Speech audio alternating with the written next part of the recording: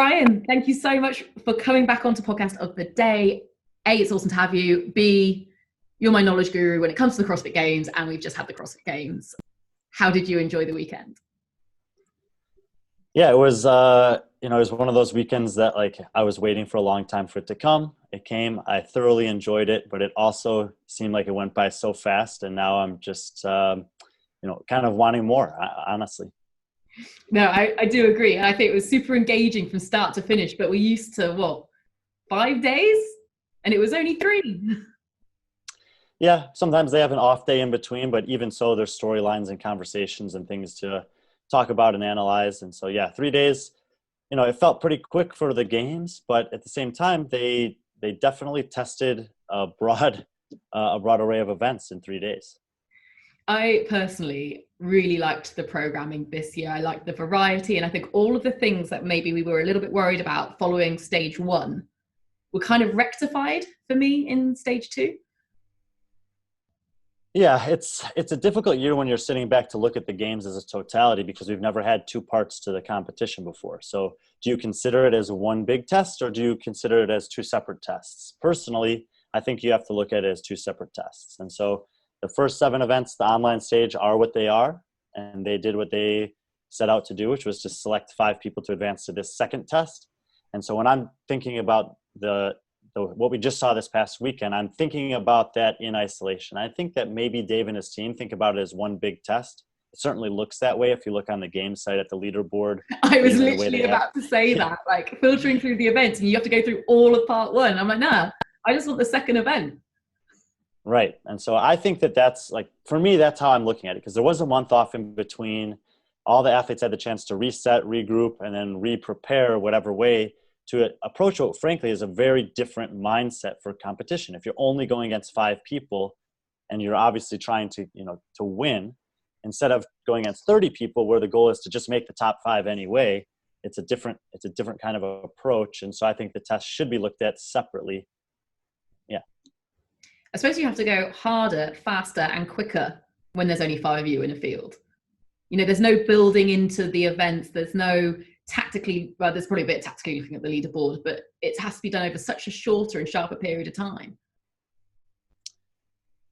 Yeah, I mean, the reality is if you come into event number 1 and you take 5th place, which is usually a really good finish, that's last place. And you already feel like you're in a big hole coming out of it. And so how do you adapt to that as an athlete and mentally and get ready for the next event? It's different and probably something that most of these athletes haven't experienced before. And I was going to say, who do you think dealt with it best? But I think that's like a really stupid question.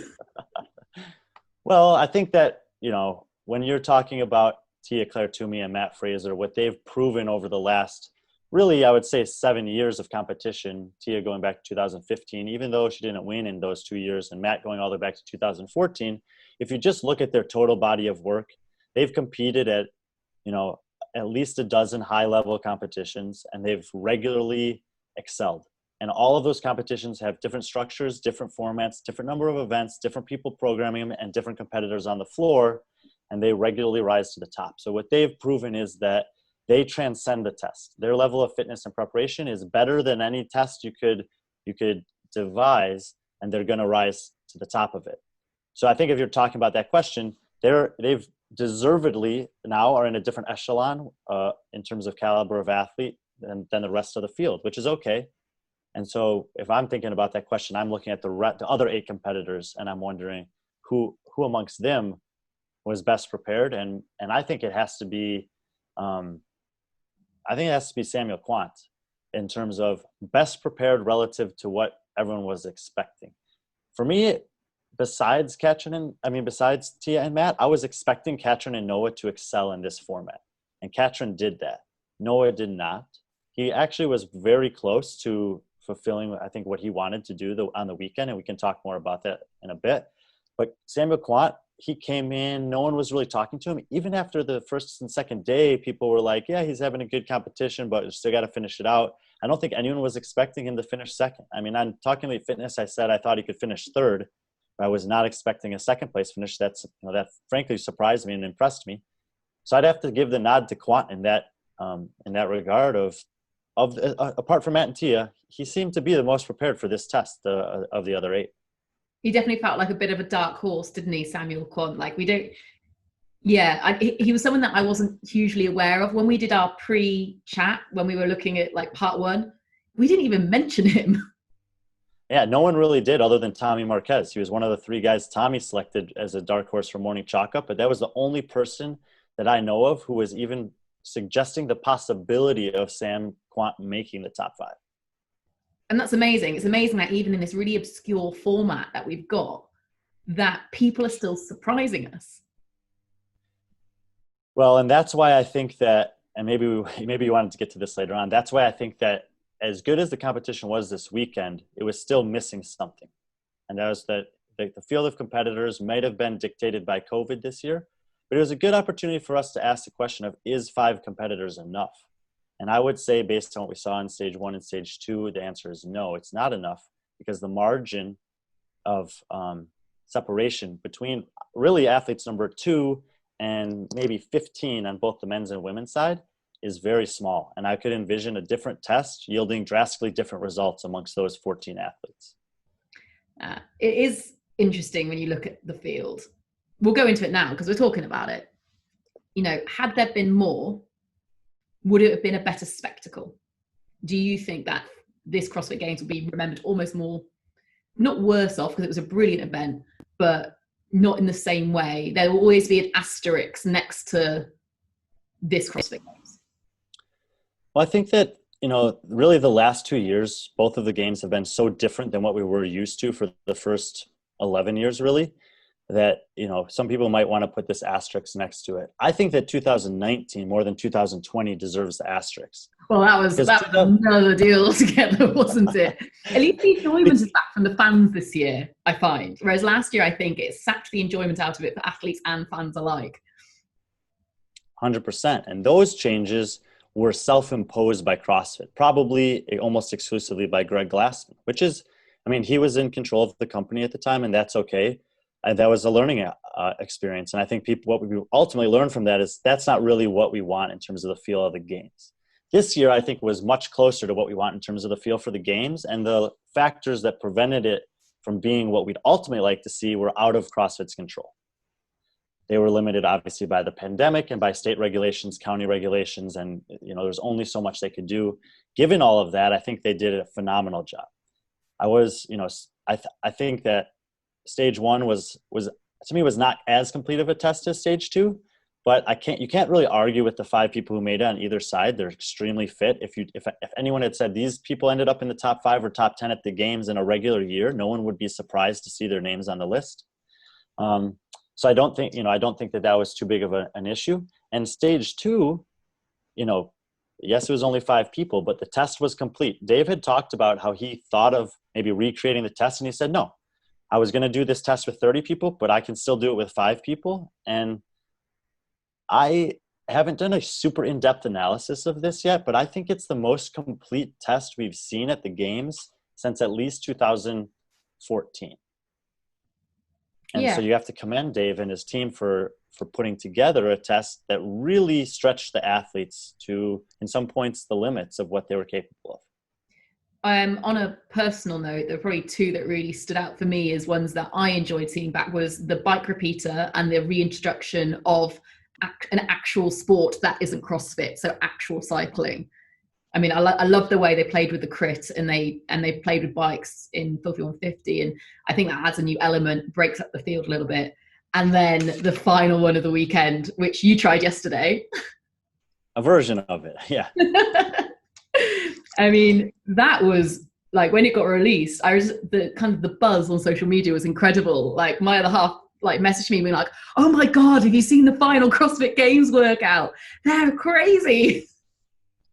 Yeah, and that event is a doozy. And when Dave was talking about this is going to be the hardest final event we've ever seen, maybe the hardest event period that we've ever seen, I had thought that, okay, if it's going to be this hard of an event, then probably that event alone is going to yield results in the individual event that will very closely mirror the eventual podium finishes. Mm-hmm. It turns out that just because of the way things were, first of all, the event was a home run layup for Carrie Pierce. She's won both Mary and Murph at the games. This is a workout that literally takes the two and fuses them together. So that she couldn't ask for a better workout. Yeah, and she finished the workout and she looked pretty okay and said, "I love this workout." Like, that was like one of the top moments of the broadcast, wasn't it? Like, it was just kind of, they were doing a bit of commentary and then they must have just paused and then she was just like, "Oh, I love that workout." It was great. Right, when it's like, so that was a bit of an anomaly because she was coming into that in last place and she won it and had everything go just the way that it needed to for her to overtake the two girls ahead of her and finish in third place on the podium. And that was with Katrin Katrin put a space between her and Hayley Adams, and Hayley Adams dropped to fourth in that I think she actually needed. Yeah, and she needed both Katrin and Tia to finish ahead of Hayley because Hayley would have got her on the tiebreak. Oh, no, she wouldn't have because Carrie had won that event. So Carrie would have got her on the tiebreak anyway because they would have tied on points. So it would have been as close as it can be. Yeah. Yeah. But either way, things just fell, the workout was perfect for her. Katrin did phenomenally well on that workout. Obviously, Tia and Matt had a different plan. And so, once again, this thought that I had, if it's the hardest workout ever, then the fittest should win the workout was kind of thrown out the window because Matt and Tia, all they had to do was finish. And you can hardly blame them for the way that they approached that workout. The fascinating thing about it is if Matt had not beaten Noah would have podiumed. And if Matt ended up in this position where he realized that Tia wasn't going to catch Noah on the run, would he have stayed with Tia? Or would he have said, "Sorry, see you later, I'm going to beat Noah anyway"? And when you're talking about the CrossFit Games and you see that, Matt didn't really try in that workout. All he was doing was just matching Tia's effort so that they could finish together. And everyone got the pictures and the photographs and the story that they wanted.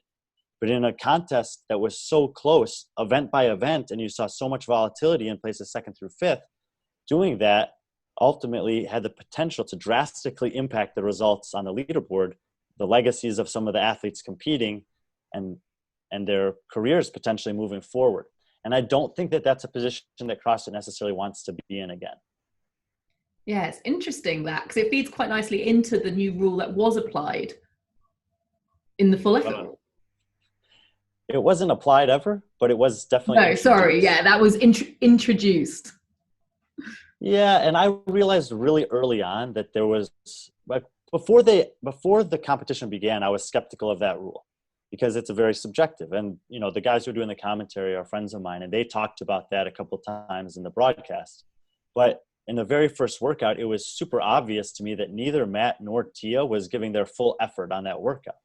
And why should they? All they had to do was beat the other 4 people on the floor. And so what I figured out after the first workout was they're not talking about the first place person giving full effort. What they're talking about is the last place person giving full effort. So they don't just quit and stop in the middle of an event.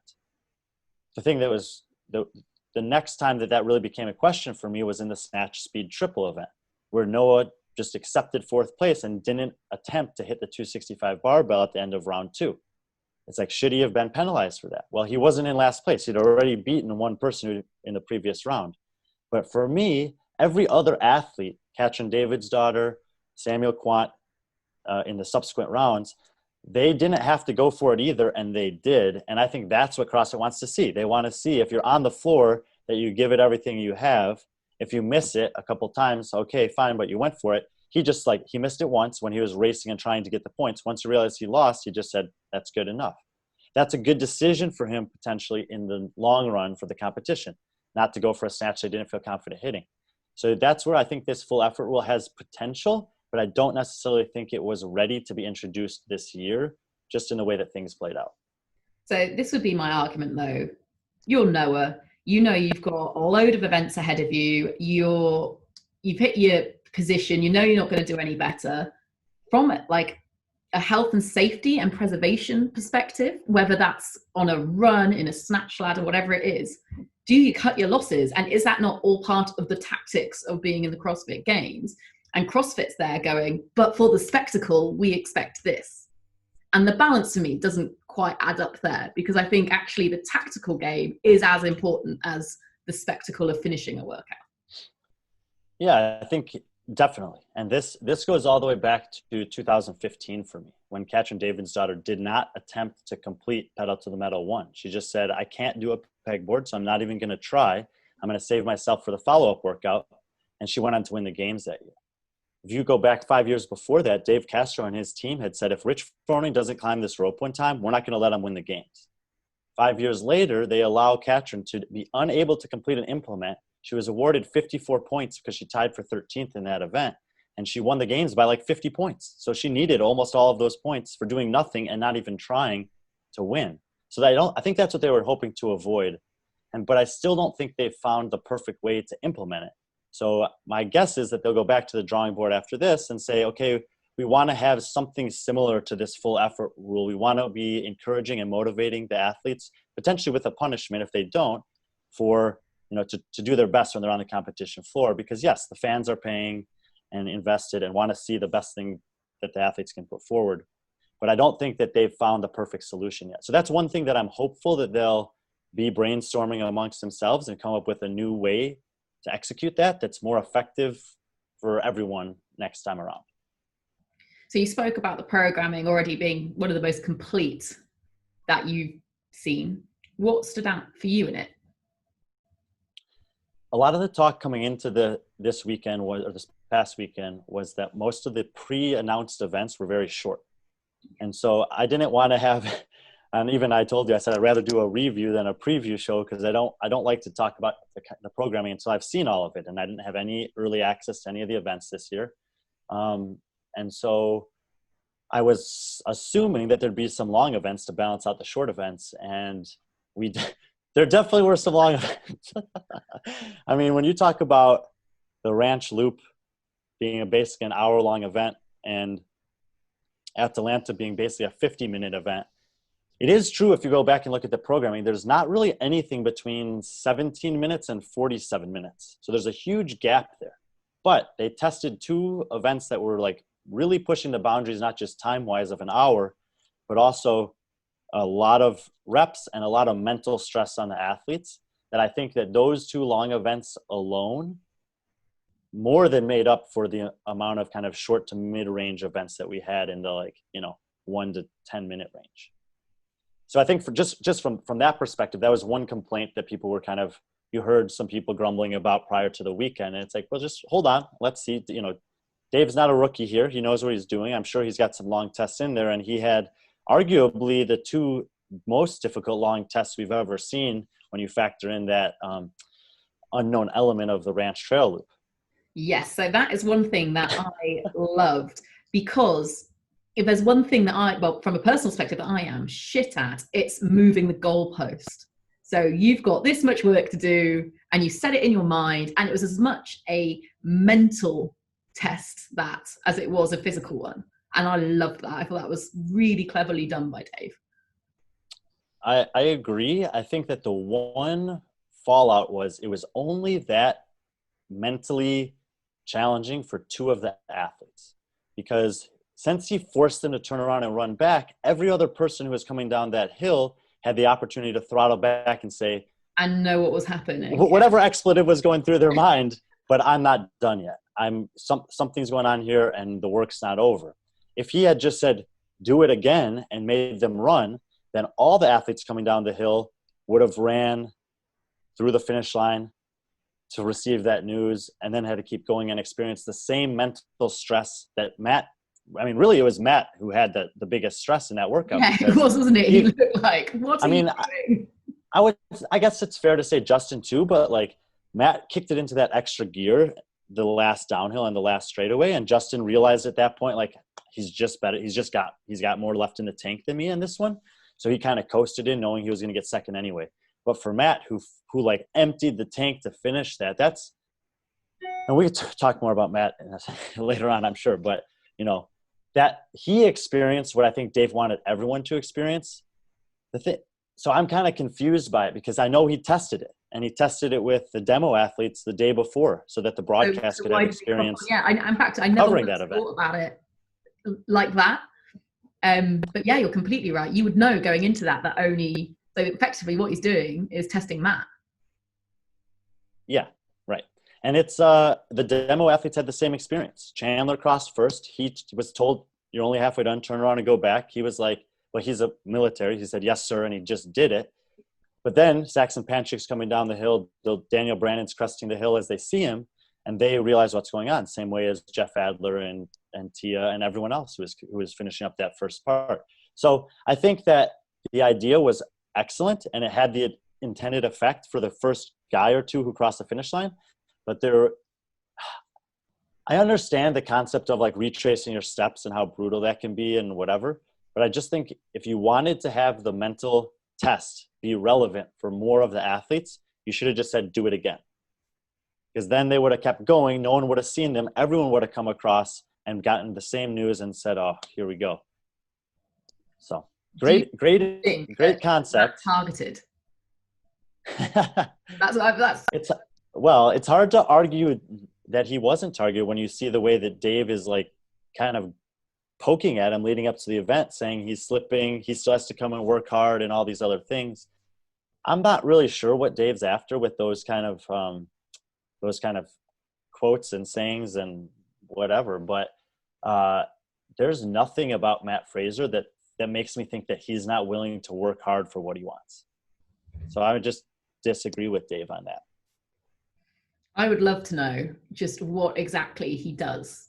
I know you said, oh, he just does the simple things well, he just does them a lot, but that man is truly special. Like the mindset, the training, the fitness, probably the eating, like there's no one like him on this planet. No, and I think that if you just were looking at this weekend and saying, this is boring because Matt and Tia are winning so much, you're not watching closely enough. Because it wasn't just that Matt won 10 of 12 events this weekend. It was the way he competed when he needed to win some of those events. So you think about the trail run that we were just talking about. Justin Medeiros pushed him to the limit on the first half of the trail run, and he emptied the tank in the downhill. Honestly, like potentially risking injury. It looked pretty easy to roll an ankle on that event. He didn't need to win that event, but he wanted to win it because he always wants to win.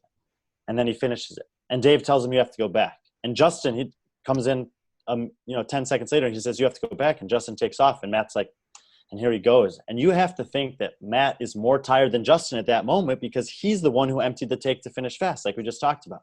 And yet some way he was able to recover and stay with Justin long enough. And then on the way back of the second loop, do the exact same thing to him. And just say like, listen, kid, you're doing well, but you have no chance against me. And watch what he did. He gets over the hill and he increased his pace, accelerated, that's the word I was looking for, down the hill again, so that by the time Justin got over the hill, he was out of reach and there was no chance, and he devastated him. Fast forward to the bike repeater event. Okay, he looked like he was in control of that event. It looked like Justin Medeiros was his biggest competition. And then suddenly in round 7, 8, 9, Jeff Adler's making this like unexpected move on the outside. Now, Matt says he didn't even realize he was in the same lane as him. But when you jump up on the rope and Jeff jumps up on the rope in round 9 and Jeff touches it before you and drops down and picks up his bike, you've got to know at that point that this guy's racing you. And what does Matt do? Even though he wasn't sure that the guy was on the same round as him or not, he put his head down and went harder on the bike. Well, Matt doesn't have a cycling background. He just has this ability to go into a deeper, darker, more painful place when it matters than whoever you are. And he showed it in the trail loop, a long race. He showed it on the bike, a mid-range race. And he showed it in the sprint sled sprint, which was a sprint race against Samuel Quant. Like the effort that Samuel Quant gave in that last 100 meters to close the 3 meters on Matt and draw level to him was phenomenal. And with 10 yards out, you thought, he's going to win. He's going to take it over. And Matt just said no. And he just went a little harder. In the interview, he's like, my legs were gone in the last 20 meters. I couldn't even feel them, but I just went hard enough to win. And that's exactly what he does when he needs to do it. So long, middle, short, unexpected, unknown, predictable. His worst event finished last year at the Games. In fact, his worst event finished since the second event of 2016 was on the sled bar muscle up workout last year. He took 21st. What does he do? Comes back this year, same sled, first place. He has a habit of doing that. And that's exactly right. So what is he doing that no one else is doing? I don't know. Actually, I commend him for this. He never posts his training. He never posts his programming. He just says, I'm working hard. You hear them talk about it all the time, him and Tia and Shane and anyone else who spends time with him, Sammy. And they all say, like, they just work hard all year for this. And they have that luxury. A lot of other people who are games athletes, they have to find a way to get to the games first. Matt and Tia are good enough that they don't have to worry about qualifying. They know they're going to qualify. So they'll take this month off, and when they come back to training in November, December, January, whenever they want to, they're not training for the Open. They're not training for any regional or sanctional or whatever event you want to call it. They have one thing in mind. It's the games, and they're training for it. So they're running long distance on trails. They're swimming in pools and in lakes. They're riding bikes. They're doing odd object stuff, and anything that Shane Orr can imagine for them to do, they're tackling. That's not a luxury every athlete has, and it's an advantage for them in that sense. I mean, it's not a coincidence, is it? But it still kind of makes me happy, kind of makes me terrified that these two athletes found each other and have just harnessed what each other bring to the table, and they've made each other better for being in that partnership with Shane and Sammy and co. Yeah, it's not easy to do. I mean, if you have ever had an experience of cohabitating with someone who you don't know that well, and they don't live together, but they're together every day, all day, the three of them, at least the three of them, Shane, Tia, and Matt. And just the fact that they get along so well, I don't think they take it for granted either. I think they're like genuinely grateful and thankful that that's worked out so well, because the reality is there's probably not a single better training partner for either one of them than each other in the world. Totally agree. I'm not sure I want to be their training partner. It looks terrifying. So first CrossFit Games under Eric Roza. Do we think that he is getting the best out of A, the sport, B, Dave Castro, and C, what the games can offer? I know obviously we're in the middle of COVID, so it's not going to be this incredible spectacle, but for what they had to work with, is this a really good sign for the future? So I think the answer to that is yes. And there's a couple reasons I think that. First of all, if you're active on social media at all, you'll know that he actually competed or did one of the events there on the ranch, the Happy Star event. He did it with his right-hand man, who's chief of staff for CrossFit now. And then the Buttery Bros jumped in with him, as they often like to do. But on social media, that was creating a lot of buzz. And the majority of the buzz was saying, in one way or another, this is what a leader is. He leads by actions. So it's like, oh, tough event, running up some dusty hills in Aromas where you could potentially roll your ankle, heavy thrusters, burpees over this thing. The best athletes in the world just did it. He's like, I'm 50-something years old. I'm the CEO of this company, and I'm going to do it too. Why? Because he believes in the methodology. He's been doing it for a long time. So now you're at the games where, if you were paying attention to the broadcast, you saw that outside of the events themselves, the overwhelming message was CrossFit is for everyone. And he's an everyday person. He's a businessman. He's a small business owner. He's, had made a success in the technology world, but he's a normal dude, and he works hard in the gym, and he has for a long time. And he now has, the ability to do physical feats like most of us do that we never thought we'd be able to do.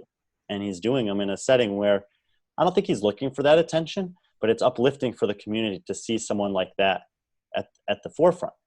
Second thing that really stood out to me regarding Eric Roza was at the awards ceremony, where the athletes, when they're getting presented with their awards, would go up to him and go up to Dave and give him a hug. And if you just watch the way that the athletes interacted with him, and the way they give him a hug or shook his hand or whatever they decided to do to greet him there, it seemed like they respected him. And what I know is that as these athlete committees have been being formed over the last year, whether it's the small committee that's advising with the games team or the bigger committee that's having some more say about the season as a whole, he's involved in those conversations. So the athletes at the games are not just going and giving a hug to some random guy. This is a guy who, amongst everything else that he's done, has taken the time to get to know the athletes, to listen to them, to interact with them, to engage with them, and probably to tell them, like, we hear you, and we're going to make changes going forward to make this sport better, more professional, more accessible, more viable as a career for you guys. And when they get the way that they interact with him suggests to me that he's done the work to build the relationships with those in a small amount of time, that once again would say like, this guy is doing the right things in regards to the sport and the athletes to set himself up to make some really positive changes in the next couple of years. And we know he's working equally hard with affiliates and with his seminar staff. And he's also, from what it looked like on the broadcast, reaching back out to big media companies and saying, look, we've got a great product here. Let's make this happen for the fans as well. Yeah, it was no small thing that CBS was involved this year. And yes, it was only 2 hours and 2 events on Saturday morning, but that's a massive thing, because CBS had intentions of maintaining and continuing a relationship with CrossFit as their media representation going forward, and Greg Glassman basically said, we're not interested in that. Which is so mad. To go well, I mean, well, we all know that Greg is both genius and lunatic at times, so he's got that blend, and some great people in history have had that blend who've made some big differences. But now we have a guy in mind he just has a different vision and a different approach, and he's okay with letting a big company with established media credentials like CBS be a part of what's happening at the CrossFit Games. And I think that, that's something that the sport needs if it wants to get to the level that I think most of us who are involved with the sport want it to get to. What did you make of the broadcast in general? I know a lot of your friends were involved. Yeah, they were. And I spoke to some of them who you might not see on the camera, but who work in the production truck. And I know that they were working with a smaller crew than they're used to. So something that they might usually have 4 people who are responsible for was like 1 person was doing this year. And that can be a big challenge. But what they all said was like, every person who had additional responsibilities rose to that challenge. And I'm often very critical of the broadcast in general when it comes to CrossFit, because it's a super hard sport to cover, and you need to have you really need to know the sport well in order to tell the story well. I thought there were very, very, very few instances during this past weekend, where the broadcast, made a mistake. I think overwhelmingly it was an extremely impressive broadcast, especially given the nature that they did have less than they're used to having. And I know that better than anyone, currently sat in Portugal on a crew that's half the size that I'm used to. And we're all doing multiple jobs. But it is COVID, actually, to pull that off, pull off a broadcast, pull off a games event, pull off doing it in Aromas. Like, all of it has been so well executed given the world pandemic that we're facing. Yeah, I mean, I spoke to a couple of the athletes and coaches prior to the games, and they were like, honestly, the thing I'm most nervous about is passing my COVID test. If I don't pass the test, I can't enter the bubble. I can't compete. Or Have you done one? I've had a couple. Oh my God. Like, they've got progressively worse through our trip here. Like, we're doing testing 2-3 times a week, and we've got to Portugal, and it's gone from being a bit in the throat and a bit in the nose to a full blown like cotton bud, and they hit your throat through your nose. It's on. Oh, don't come to Europe. It's so bad. Sorry, continue your story. Passing COVID's test is stressful because you want to be here and you want to be doing things, and you don't want to. And even the coaches, they're like, what happens if my athlete passes and I don't? Then there's no one who's allowed inside the bubble to carry their stuff for them, to get food for them, to give them a massage, to do whatever. You know what? It's a whole extra layer of stress on top of the games. And so that was a huge, obviously, relief. And I'm very thankful that everyone did ultimately pass their test and get able to enter, because that would have been a huge disappointment if an athlete was unable to compete because of that. And because the reality is, even if they tested positive for COVID, most likely they wouldn't have had any symptoms, but it wouldn't matter. They would have just missed out on the competition. So thankfully that happened. And then, to the point that you said, like, and it wasn't just at Aromas either. They had 2 complexes, and they were shuttling the athletes back and forth. This probably mostly comes down to Justin Berg, the general manager of the games. He, I think, did it. He got 1 or 2 interviews during the course of the weekend, but he's always the guy behind the scenes that most people don't know about, who's making sure that logistically everything checks the boxes. This year, there were way more boxes to check than in other years when it came to certain things that were never a thought in the previous 12 years. Of course, there were some things that were a lot easier because you only had 10 athletes instead of like 400 on site when you consider teams and masters and whatever else. But yeah, I think that once again, it's just a testament to CrossFit's commitment to make sure that this could happen. And it was very obvious that that's what people wanted. And I think it should give people a lot of hope going forward that regardless of where we're at globally with this pandemic, when the Open comes around, that they will also have a plan that makes the test accessible and has a positive start to the 2021 season. Speaking of the 2021 season, they announced the Open date. And given that we were in, what are we now? I don't even know, my brain's gone. We're in October. Is that that's an exceptionally short build-up for a lot of people? I think it's okay because, with the exception of the 10 who competed this weekend, everyone was done a month ago. Right, everyone was done a month ago. And with the exception of the other 50 people who competed a month ago, everyone's been done for a while in terms of this CrossFit Games season.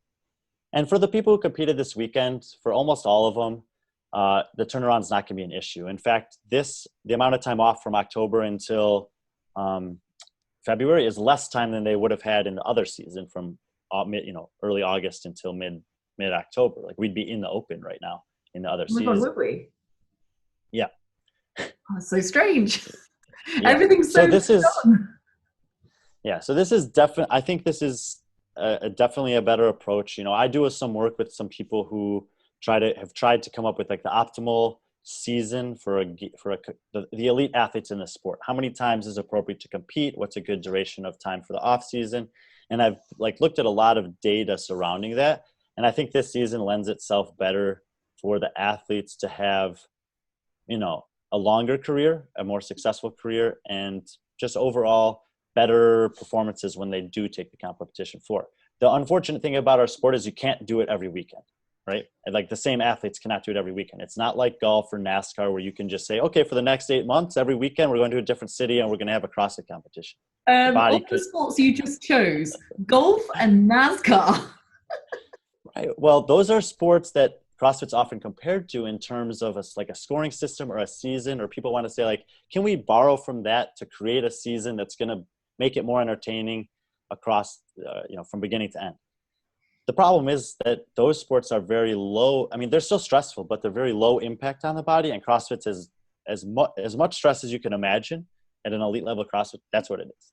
So they can only compete a certain amount of times per year. I have an opinion about what's optimal, and I'm excited to see what CrossFit announces, because surely they'll announce it in the next month or two of what their season's going to look like. But it's going to start in February, as we're accustomed to, exception of the last 2 years. And it'll end in August at some point. And in the interim, there will almost certainly be some amount of events that are a filtering down process so that we get to an optimal number of athletes for the games, which I think is 20, by the way. It's everything that this sport has just risen through the last 2-3 years. It feels like finally there's this sense that we might be reaching some sort of stability. Yeah, I'm really hopeful for that. I've been telling people who I, talk to here locally, and then my friends in the space, that because I work for the CrossFit Games in the last couple of years, and so I do get some communication from them even this past year as they were making various decisions. And then talking to some of my friends who were there this weekend, it only affirms what I've been thinking, which is that 2 to 3 years from now, the sport is going to be very well established in terms of everyone knows when it starts. Everyone knows what the process is, what the scoring system is. Everyone knows what you have to do to make it to the games, and everyone knows what happens when you get there, more or less. I mean, there's still going to be some unknown elements within the competitions, and that's okay. That's part of our sport. But the bigger picture is going to be laid out well. Athletes will know what to expect. Sponsors will know what to expect. Fans will know what to expect. So I would say we're 2 to 3 years out from that predictability, and I have very high hopes that it's going to be a better version of the season than we've ever seen before for everyone involved. I agree, and I cannot wait to see it start to stabilize. Just as a fan, I just want to see it on telly. I want to be able to watch it like I watch my other sports.